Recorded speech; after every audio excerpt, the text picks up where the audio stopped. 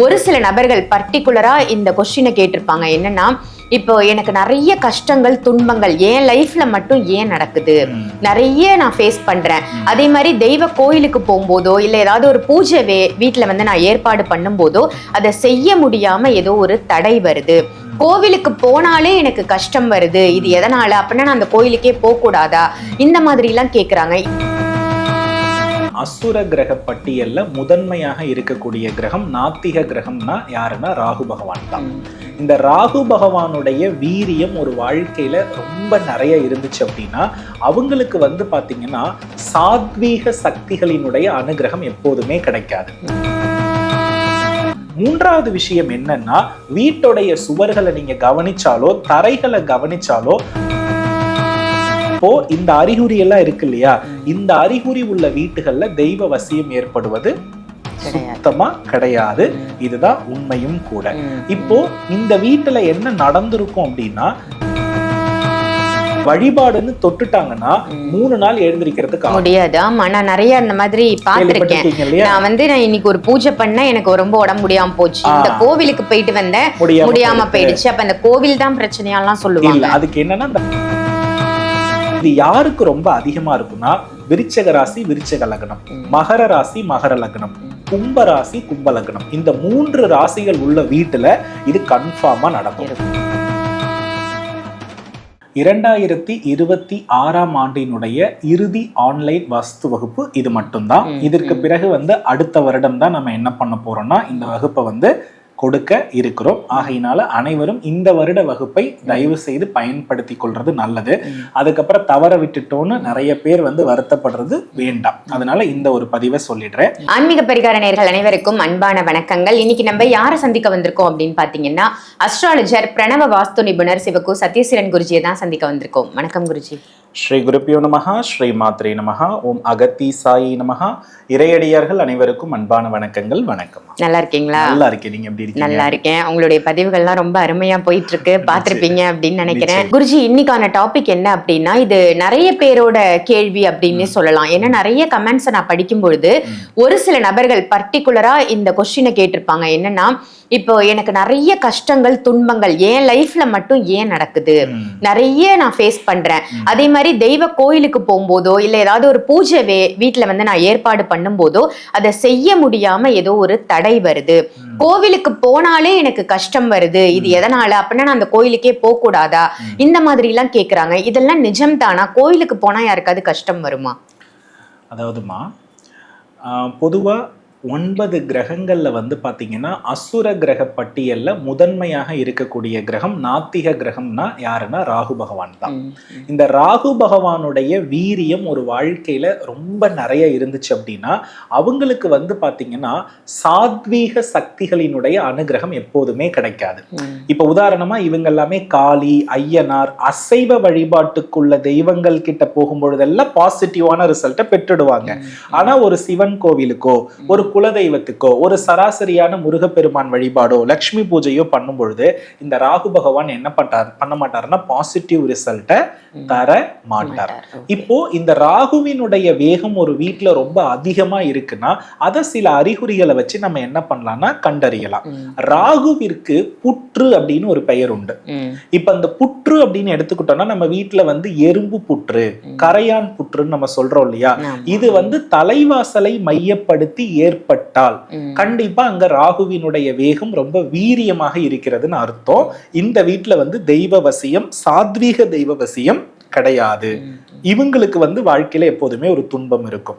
அதுக்கு அடுத்தபடியாக தலைவாசல்ல நம்ம சொல்லுவோம் இல்லையா தாழ்பால், அதுக்கப்புறம் வந்து பாத்தீங்கன்னா உள்பக்கம் இருக்கிற தாழ்பால், இதெல்லாம் உடைந்து பூட்டப்படாமல் இருந்தால் நிறைய பேர் என்ன பண்ணுவாங்கன்னா தாழ்பால் சரியா பூட்டலன்னா அதுல ஒரு சங்கிலி போட்டு பூட்டிருப்பாங்க. இந்த அமைப்பு இருக்கிறவங்க வீட்டிலையும் ராகு ரொம்ப உச்சமா வேலை செய்கிறார் அப்படின்னு அர்த்தம். மூன்றாவது விஷயம் என்னன்னா, வீட்டுடைய சுவர்களை நீங்க கவனிச்சாலோ தரைகளை கவனிச்சாலோ அதுல ஒரு மாதிரி பூஞ்சை தொற்று மாதிரி ஏற்படும். பூஞ்சை தொற்று அப்படின்னா என்னன்னா, அந்த நீர் வந்து ஒரு மாதிரி ஊறி பாத்தீங்கன்னா அப்படியே ஒரு வெள்ளை வெள்ளையா இருக்கும் இல்லையா. நம்ம மனித உடம்புகளும் பூஞ்சை தொற்றுன்னு ஒன்று வியாதி இருக்கு. அதே மாதிரி என்ன பண்ணும்னா தலைவாசலுக்கு அருகாமையில வடகிழக்கு மூலையில அந்த பூஞ்சை தொற்றுகள் நிறைய இருந்துச்சுன்னாலும் இது வந்து பாத்தீங்கன்னா ராகுவினுடைய பிடியில இருக்காங்கன்றது அர்த்தம். அதுக்கு அடுத்தபடியா நம்ம வீட்டுல ஏற்றக்கூடிய விளக்குகள் உடைதல், விரிசல் விடுதல். இப்ப காமாட்சி விளக்கு ஏத்துவோம், தன்னை அறியாமலே இதுல ஒரு ஓட்டை விழுந்திருக்கும். குத்து விளக்கு என்ன பண்ணணும், நல்லா நின்றுட்டு இருக்கிறது டக்குன்னு ஏதோ யாரோ தட்டி விடுற மாதிரி, இல்ல குழந்தைகள் தட்டி விட்டு கூட என்ன ஆகும்னா உடைஞ்சிரும். பூஜை மணி இருக்குல்ல, அது வந்து உடையறதுக்கான வாய்ப்புகள் நிறைய இருக்கிறது. அதை தாண்டி என்ன அப்படின்னா, வீட்டுல அடிக்கடி வந்து பாத்தீங்கன்னா ஷார்ட் சர்க்கியூட், அதாவது ஒரு பொருள் வந்து என்ன பண்ணிக்கிட்டே இருக்கும்னா அதனுடைய செயல்திறனை மின்சாதன பொருள் இழந்துகிட்டே இருக்கும். இது வந்து ராகுவினுடைய வீரியம். வீட்டு சுவர்கள்ல வந்து கிறுக்கல்கள், விரிசல்கள் ஏற்படும் பொழுது ராகு ரொம்ப வீரியமா இருக்காருன்னு அர்த்தம். இப்போ இந்த அறிகுறி எல்லாம் இருக்கு இல்லையா, இந்த அறிகுறி உள்ள வீட்டுகள்ல தெய்வ வசியம் ஏற்படுவது சுத்தமா கிடையாது. இதுதான் உண்மையும் கூட. இப்போ இந்த வீட்டுல என்ன நடந்திருக்கும் அப்படின்னா, ஜீவ ராசிகள் இருக்காங்க தெரியுமா, இப்ப வந்து ஒரு நாய்க்குட்டி, இந்த பூனைக்குட்டி, இந்த மாதிரி பெட்ஸ் வளர்த்திருப்போம் தெரியுமா, இத வந்து கட்டாயமா வீட்டோடைய வடகிழக்கு பகுதியில புதைத்திருப்பாங்க. வீட்டோடைய வடகிழக்கு பகுதியில பெட்ஸ புதைத்தவங்க வீட்டுலதான் ராகு உச்சமாகிறார். அப்ப அந்த வீட்டுல வந்து ஒரு பசுவோ ஒரு நாய்க்குட்டியோ ஒரு சராசரி மனிதன் வந்து ஆரோக்கியமா வாழ்றதோ வாய்ப்புகள் இருக்காது. போய் டாக்டரை கேட்டா என்ன சொல்லுவாங்கன்னா, உடம்பு வலி உடம்பு வலி உடம்பு வலின்னு தான் இவங்க ஆக்சுவலி போவாங்க. இந்த நெகட்டிவ் எனர்ஜி இருக்கவங்க டாக்டர் போயிட்டு என்ன பண்ணுவாருன்னா, ஒரு சத்தூசி போட்டுட்டு நல்லா சாப்பிடுங்க தூங்குங்க சரியாயிடும்னு சொல்லுவாங்க. ஆனா இவங்களுக்கு நைட் ஆனா உடம்பே ரணமாக மாறிக்கிட்டே இருக்கும். இந்த வழிபாடுன்னு தொட்டுட்டாங்கன்னா 3 நாள் எழுந்திருக்கிறதுக்கு முடியாது. ஆமா, நான் நிறைய இந்த மாதிரி பாத்திருக்கேன். நான் வந்து நான் இன்னைக்கு ஒரு பூஜை பண்ண எனக்கு ரொம்ப உடம்பு முடியாம போச்சு, இந்த கோவிலுக்கு போயிட்டு வந்தேன் முடியாம போயிடுச்சு, அப்ப அந்த கோவில் தான் பிரச்சனையாலாம் சொல்லுவாங்க. அதுக்கு என்னன்னா, இந்த ராகு பகவான் வந்து நல்ல சக்தி உள்ள இடத்துக்கு நம்மள விட மாட்டார். அது ஒரு போதை மாதிரி நம்மள இழுத்து வச்சுப்பார். அப்போ அதை மீறி நம்ம போறோம்னா அவர் என்ன பண்ணுவாருன்னா, உடம்புல ஏதாவது ஒரு வழியில ஒரு காயத்தையும் ரத்தத்தையும் வாங்கிக்கிட்டு தான் போவிடுவார். அதுல ஏற்படுறதுதான் நல்லா இருந்தேன் எங்கேயும் இடிச்சுக்கிட்டேன், ரத்தம் வந்துருச்சு, இல்ல கார் டக்குன்னு பஞ்சர் ஆயிடுச்சு, இல்ல நல்லா இருந்தவங்க மேல போய் விட்டுட்ட, இது எல்லாமே ராகு ரொம்ப கெடுதலான நிலையில வீரியமாகி இருக்கிறதே வெளிப்பாடு. இப்படி இருக்கவங்க பெரும்பாலும் இந்த தவறுகள் எல்லாம் வீட்டுல இருந்து இவங்க சைவ உணவுல இருந்தா சுத்தமா மாட்டிக்கிட்டாங்கன்னு அர்த்தம். ஏன்னா ராகு பகவானுக்கு அசைவ உணவும் அந்த ரத்த வாடையும் தான் பிரீதியே. அது இல்லாம நான் ரொம்ப சாத்வீகமா இருக்கேன்னு ட்ரை பண்ணா அந்த வீட்டுல யாரு அதிக நேரம் இருக்காங்களோ அவங்க உடம்ப போட்டு படுத்தி எடுத்துரும். இன்னொன்னு, ராகு வந்து ரொம்ப நீச்சராக விரும்பி வசிக்கிற இடம் தென்மேற்குல பள்ளம் இருந்தாலோ தென்மேற்குல கழிவறை இருந்தாலோ வீடே ராகு கட்டுப்பாட்டுல இருக்குன்னு நம்பிடுங்க. இவங்க வீட்டுக்குள்ளலாம் நீங்க தெய்வத்தையோ நல்ல காரியத்தை பத்தியோ என்ன பண்ணக்கூடாது, சிந்திக்கவே கூடாது. இப்போ இதுக்கு ஒரே ஒரு ஆப்ஷன் என்னன்னா, ராகு வந்து எந்த இடத்துல கட்டுப்படுறாருன்றதுக்கு ஒரு விஷயம் இருக்கிறது. இப்ப ராகு அப்படின்னு எடுத்துக்கிட்டோம்னா அது பாம்பினுடைய வாய். இப்ப பாம்பு வாய் பாத்தீங்கன்னா எவ்வளவு வேணாலும் ஓபன் ஆகும், இறைய நல்லா கவ்வி இழுக்கும். அப்போ அந்த விரிந்த தன்மையில் இருக்கிறது எல்லாமே ராகு தான். இதை குறிக்கிறது எதுனா கரும்பு. அப்ப கரும்பு வைத்திருக்கிற தெய்வங்கள் அத்தனையுமே ராகு வந்து கட்டுப்பட்டு நிக்கிற தெய்வம். இது எல்லாமே வந்து விதியை மாற்றக்கூடிய தெய்வம். நல்லா கவனிச்சு பாருங்க. அன்னை அபிராமி கிட்ட கையில கரும்பு இருக்கும். இப்போ அவங்க வந்து பாத்தீங்கன்னா அமாவாசையை பௌர்ணமியாக மாற்றிய பலன் உண்டு இல்லையா? அதே மாதிரி இன்னொன்னு நல்லா கவனிச்சு பாருங்க. காஞ்சி காமாட்சியின் கையில் கரும்பு இருக்கும். இதுல இவங்க எல்லாருக்கிட்டையுமே ஸ்ரீ சக்கர தொடர்பு, விதி மாற்றின தொடர்புன்னு ஒண்ணு இருக்கும். இது வந்து ராகு வந்து சரணாகதி அடைகிற இடம். அப்போ ராஜராஜேஸ்வரி, அன்னை அபிராமி, ராஜமாதங்கி, காமாட்சி இவங்க கிட்ட எல்லாம் கையில கரும்பு இருக்கு இல்லையா? இவங்க எல்லாருக்கிட்டையுமே ராகு பகவான் என்ன பண்ண முடியாதுன்னா நெருங்க முடியாது. அதை தாண்டி இன்னும் ஒரு பெரிய விஷயம் இருக்கிறது. இந்த கரும்பு சாருக்கு நம் துன்பத்தை நீக்கக்கூடிய ஒரு பெரிய பவர்ஃபுல்லான விஷயம் இருக்கிறது. இப்போ நம்ம ஒரு தப்பு பண்ணிட்டோம்னா கோபம், மத்தவங்க மேல நமக்கு ஒரு கோபம் வரப்ப அப்படியே கனலா இருப்போமா, அப்படிதான் நம்ம தப்பு பண்றது கர்மாவா மாறுது. அப்ப தெய்வத்துக்கிட்ட போகும்போது அந்த தெய்வம் கோபமா இருக்கு, நான் ஏதோ தப்பு பண்ணிட்டே நம்ம பயப்படுறோம் இல்லையா?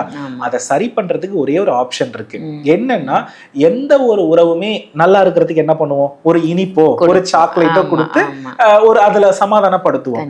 இதே விஷயத்த கடவுளுக்கு பண்ணணும். அப்ப என்ன செய்யணும்னா, அதே கரும்பு இருக்கு இல்லையா, அதை நல்லா சாறு பிழிஞ்சிடணும். அதே மாதிரி வந்து தேங்காய் இருக்கு இல்லையா, அதை நல்லா துருவிக்கணும். அதை துருவி தேங்காய் பால் எடுப்பாங்க. ஆனா தேங்காய் பால் தண்ணீர் விட்டு எடுப்பாங்க. இப்ப நம்ம என்ன பண்றோம்னா இளநீரை விட்டு தேங்காய் பால் எடுக்கணும். இந்த தேங்காய் பாலையும் கரும்பு சாறையும் யாருக்கு ரொம்ப கொடுக்கணும்னா, சைவ நிலையில உக்ர தெய்வத்தினுடைய ஒரு இறுதி நிலை யாருன்னா சிவபெருமான் சரபேஸ்வரர். வைணவத்துல வந்து பாத்தீங்கன்னா உக்ர தெய்வத்தினுடைய இறுதி நிலை யாருன்னா நரசிம்மர். இப்ப இந்த நரசிம்மரும் சரபேஸ்வரரும் இணைந்த விஷயத்தை தான் நம்ம சரபேஸ்வரர்னே சொல்றோம். இந்த சரபேஸ்வரருக்கு கரும்பு சாறையும் தேங்காய் பால் இளநீர் கலந்து எடுத்ததையும் அபிஷேகத்துக்கு ஞாயிற்றுக்கிழமை ராகு காலத்துல கொடுத்தா ராகு பகவான் கண்ணை மூடிட்டு சரண்டர் ஆயிடுவார். அதுக்கு பிறகு எந்த தெய்வ வழிபாடு பண்ணாலும் அவங்களுக்கு வெற்றி தான். அதுக்கு பிறகுதான் இந்த வீட்டை மாத்தணும்னு நினைச்சா கூட, ஹாஸ்பிட்டல் செலவை குறைக்கணும்னு நினைச்சா கூட, அமானுஷ்ய தொந்தரவிலிருந்து விடுபடணும்னு நினைச்சா கூட, அப்பதான் இது வந்து நல்ல பாசிட்டிவ் ரிசல்ட்டா இருக்கும். இது யாருக்கு ரொம்ப அதிகமா இருக்கும்னா விருச்சக ராசி விருச்சக லக்னம், மகர ராசி மகர லக்னம், கும்ப ராசி கும்ப லக்னம், இந்த 3 ராசிகள் உள்ள வீட்டுல இது கன்ஃபார்மா நடக்கும். சோ அதே போல இந்த விருச்சக ராசி மகர ராசி கும்ப ராசின்னு ஜாதக கட்டம் இருக்கு இல்லையா, இதுல நிறைய கிரகங்கள் இருக்கவங்களுடைய ஜாதக அமைப்புள்ள வீடுகள்லயும் இதே பிரச்சனை இருக்கும்.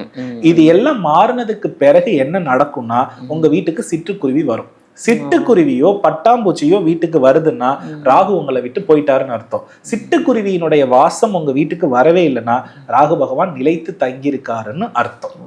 அது போல பசு சொல்ற தெரியுமா, அது நம்ம வீட்டுக்கு தானா தேடி வரணும். தானா வந்து சாப்பாடை எடுத்துக்கலனால அந்த தோஷம் நமக்கு இருக்குன்னு அர்த்தம். அதனால என்னைக்குமே நல்லா புரிஞ்சுக்கோங்க, உக்ரமா இருக்கிற தெய்வம் ஒரு சம்ஹாரம் பண்ணிட்டு தான் அப்படி இருக்கு.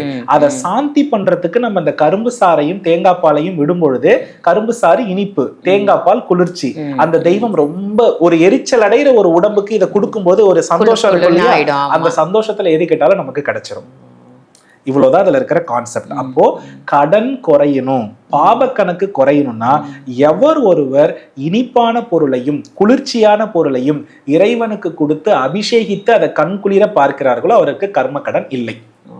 இவ்வளவுதான் அதுல இருக்கிற கான்செப்ட். அதனால இதை மட்டும் ஃபாலோ பண்ணினா இந்த நெகட்டிவான விஷயங்கள், எப்ப பார்த்தாலும் டெத் விஷயத்துக்கே போயிட்டு இருக்கேன், ஒரு திருமணத்துக்கு போக முடியல, நல்ல காரியத்தை மிரிக்கவே முடியலன்றவங்களுக்கு சூப்பரான ரிசல்ட் இருக்கும். ஆனா ஒரு 8 ஞாயிற்றுக்கிழமை கண்டினியூவா பண்ணிடும், வேற லெவல்ல இருக்கும். ஓகே, ராகுகால நேரத்துல சரபேஸ்வரருக்கு பண்ணிட்டா போதுமானது. சூப்பர் சூப்பர், ரொம்ப அருமையான விஷயமா சொல்லியிருக்கீங்க. ஏன்னா நிறைய பேருடைய கோரிக்கையா இது இருந்தது, ஏன் எனக்கு கஷ்டம் வருது, நம்ம வந்து சாமி கிட்ட போக முடியல, ஒரு பூஜை பண்ண முடியல, பூஜை ஏற்பாடு பண்ணாலே தடை வருது, இந்த மாதிரி பிரச்சனைகளுக்கு என்ன தீர்வு?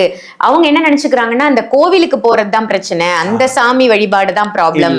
இவங்களுக்கு இருக்கிறது இப்ப நான் அந்த 4 பெண் தெய்வங்கள் சொன்னேன் இல்லையா, அந்த பெண் தெய்வங்கள் கிட்ட போனாலுமே நமக்கு நல்ல பலன் தான். ராஜராஜேஸ்வரி, காமாட்சி, அதே மாதிரி வந்து ராஜமாதங்கி, இவங்க எல்லாம் ரொம்ப பாசிட்டிவா கொடுக்கறவங்க. ஆனா இவங்க கிட்ட போய் நமக்கு சாட்டிஸ்ஃபைடு அடையலைன்னா நேரா நம்ம சரபேஸ்வரரை போய் சரணாகதி அடைஞ்சிட வேண்டியதான்.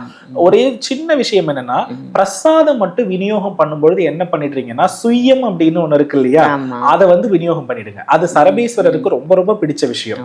அதை கொடுக்க ஆரம்பிச்சிட்டோம்னா நம்ம உண்மையாவே ரொம்ப ஹாப்பியா இருப்போம். இந்த உடம்பு முழுக்க தையலும் தழும்பும் காயமும் ஆக்சிடென்ட் இருப்பாங்க தெரியுமா, இந்த மாதிரி ஒரு குடும்பத்துல அடிக்கடி நடக்குதுன்றவங்க, வாஸ்துல தென்மேற்கு அஃபெக்ட் ஆகி இருக்குன்றவங்க இதை ஃபாலோ பண்ணா போதும், நிச்சயமா ஒரு நிவாரணமான பரிகாரம். ஓகே, ரொம்ப அருமையான பதிவா கொடுத்தீங்க. நிச்சயமா இது மக்களுக்கும் பயனுள்ள பதிவா அமைஞ்சிருக்கும். குருஜி, இப்ப வாஸ்து வகுப்பு நம்ம வந்து ஆன்லைன் கிளாஸா கொடுத்திருக்கோம், அது வந்து எப்ப நடக்குது, யாரெல்லாம் அதுல கலந்துக்கிறது ரொம்பவே அவங்களுக்கு ரொம்ப யூஸ்ஃபுல்லா இருக்கும்? அதாவதுமா, முதல்ல ஒரு சின்ன குறிப்பு என்னன்னா, 2026ஆம் ஆண்டினுடைய இறுதி ஆன்லைன் வாஸ்து வகுப்பு இது மட்டும்தான். இதற்கு பிறகு வந்து அடுத்த வருடம் தான் நம்ம என்ன பண்ண போறோம்னா இந்த வகுப்பை வந்து கொடுக்க இருக்கிறோம். ஆகையினால அனைவரும் இந்த வருட வகுப்பை தயவு செய்து பயன்படுத்தி கொள்றது நல்லது. அதுக்கப்புறம் தவற விட்டுட்டோன்னு நிறைய பேர் வந்து வருத்தப்படுறது வேண்டாம். அதனால இந்த ஒரு பதிவை சொல்லிடுறேன். அதை தாண்டி ஒரு வீட்டருடைய பலன் என்ன, அந்த வீட்டுல என்ன தவறு இருக்கிறது, ஒரு வீட்டை எப்படி கட்டமைக்க முடியும், நம்ம வீட்டுல இருக்க தோஷத்தை நம்மளே நிர்ணயம் பண்ண முடியுமா, அது எப்படி இருந்தா மாத்திக்கலாம் அப்படின்ற ஒரு விஷயத்தை தானே முன் வந்து ஒரு குடும்பத்திற்கு ஒரு வெளிச்சம் தரணும்னா அதற்கு இந்த வாஸ்து வகுப்பு அவசியமானது. பொதுவா இந்த வகுப்புல வந்து இங்கெங்க இது இப்படி இப்படிதான் இருக்கும் அதை மட்டும் சொல்லுவேன்னு நினைக்க வேண்டாம். ஏன் இருக்கணும், எதனால இருக்கணும், அதனுடைய பிரதிபலன் என்ன, இப்படி தவறாக இருந்தால் அவர்களுடைய மனநிலை எவ்வாறு இருக்கும், அதை மாற்றிக்கொள்வதற்கான வாய்ப்புகள் என்ன அப்படின்றதினுடைய வழிமுறைகளும் சொல்லப்படுது. அதை தாண்டி இதை வந்து ஒரு புத்தக குறிப்பாகவே நம்ம கொடுக்கிறோம். நிறைய பேர் வந்து பாத்தீங்கன்னா புத்தகம் மட்டும் எங்களுக்கு கிடைச்சா போதும்னு சொல்லுவாங்க. ஆனா நான் மீண்டும் சொல்றேன், அந்த வகுப்பை வந்து நேரடியா அது ஏன் எதற்கு எப்படின்னு ஒரு விஷயத்த நான் சொல்லாம நீங்க அந்த புத்தகத்தை மட்டும் படிச்சா எத்தனையோ வாஸ்து புத்தகங்கள் இருக்கு, அதை வச்சு உங்க வாழ்க்கையை நீங்க என்ன பண்ணிருக்கலாம், மாத்தி இருக்கலாம். ஏன்னா புத்தகத்தை மட்டும் நேரடியா படிச்சு இன்னும் ஒரு வாஸ்து நிபுணர் வந்து இது தப்புன்னு சொல்லும் போது உங்களுக்கு என்ன பண்ண தெரியாது, அது ஆமான்னு ஒத்துக்கிற மாதிரி இருக்குமே தவிர பதில் சொல்ல தெரியாது. இப்போ இதை நம்ம இதனாலதான் இது பண்ணிருக்கோன்ற ஒரு அடிப்படை தெரியும் பொழுது அதற்கு நீங்க தெளிவா பதில் சொல்லி என்ன பண்ண முடியும்னா, வீட்டிலேயே உங்களுக்கு இதுதான் காரணம், இது இப்படி நடக்குதுன்னு உறுதியா சொல்லி வீட்டுக்காரர் வந்து மாத்தி வைக்க முடியும்.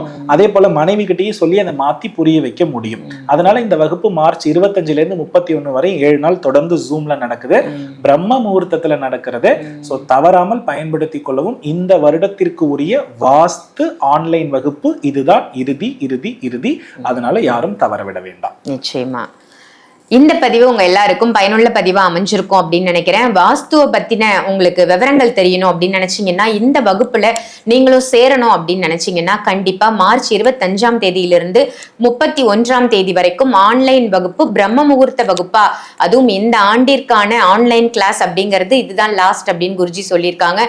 ஸோ இதை எல்லாருமே பயன்படுத்திக்கோங்க. ஆன்லைன் வகுப்புல எல்லாருமே ஜாயின் பண்ணிக்கோங்க. நம்ம வாழ்க்கையில நடக்கக்கூடிய வாஸ்து ரீதியான பிரச்சனைகளை நாமே சமாளித்து சரி செய்து அதுல இருந்து வெளிவர முடியும். இது ஒரு அற்புத வாய்ப்பு, யாருமே தவற விட்டுறாதீங்க.